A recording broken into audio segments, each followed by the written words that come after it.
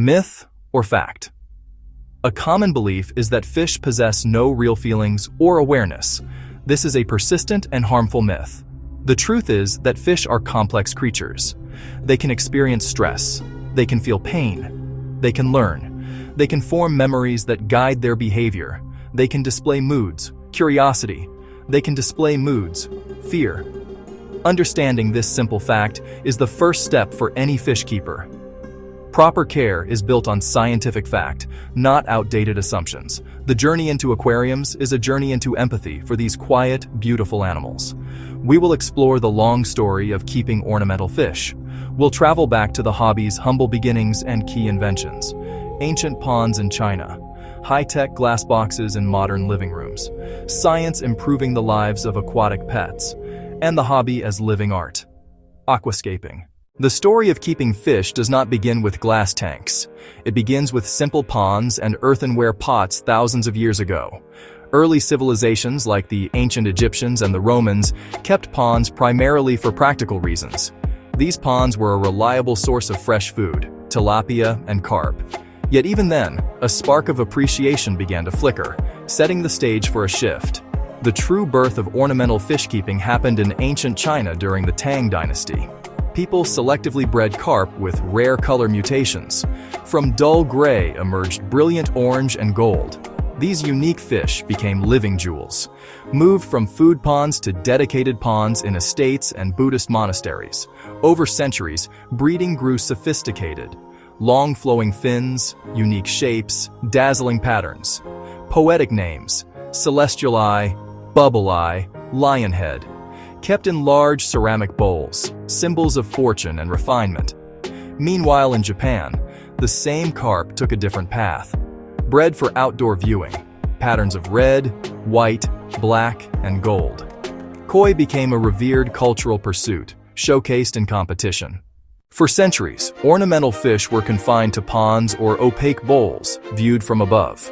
In the 19th century, everything changed, particularly in Victorian England. Advances in glass and waterproof cement enabled transparent, watertight containers.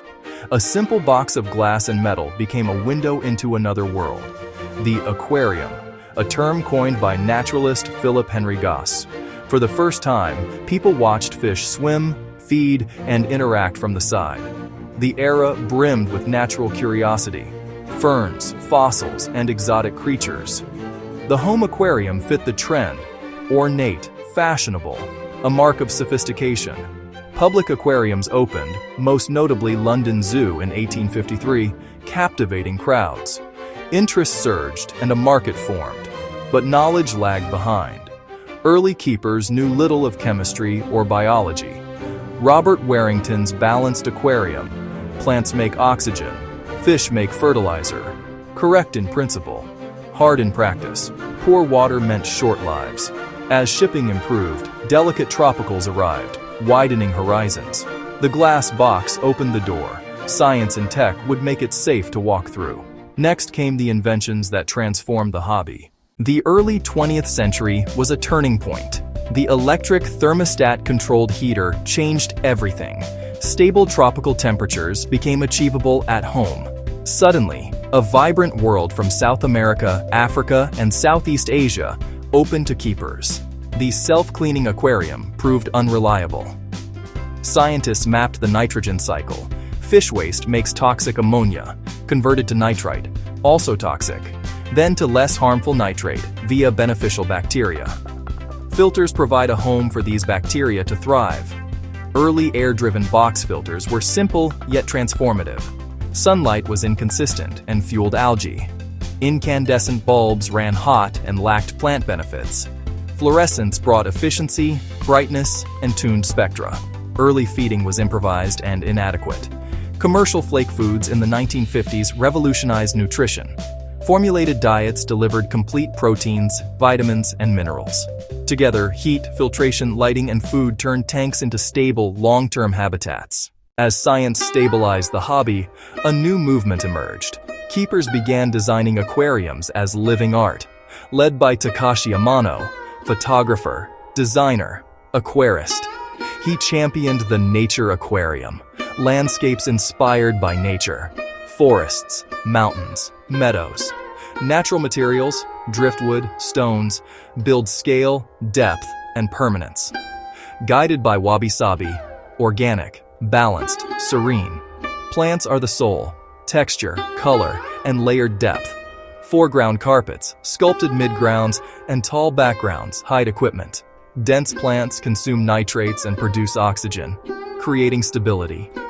Fish feel secure and show their best colors and behaviors. Aquascaping went global.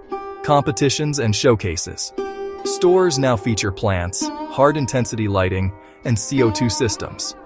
The movement raised skills in design, botany, and ecology, and changed how we see these little worlds. The internet connected aquarists worldwide, knowledge a click away. Rapid advice helps solve problems and improve care. Visual sharing inspires new styles and breeding projects. E-commerce broadened access. Research sellers and prioritize welfare. But myths spread fast.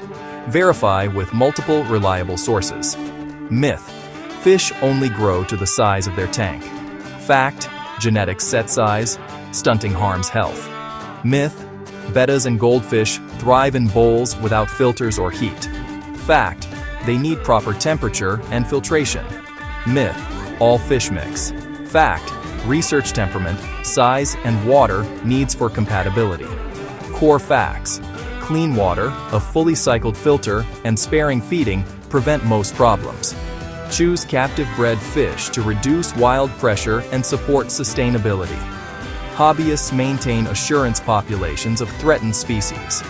Aquariums educate, building empathy and stewardship. Support conservation, donate, volunteer, and advocate. New tech lowers barriers and improves care. Begin with education. Cycle before fish. Behind the glass is a life in your care. Keep it with diligence, respect, and wonder.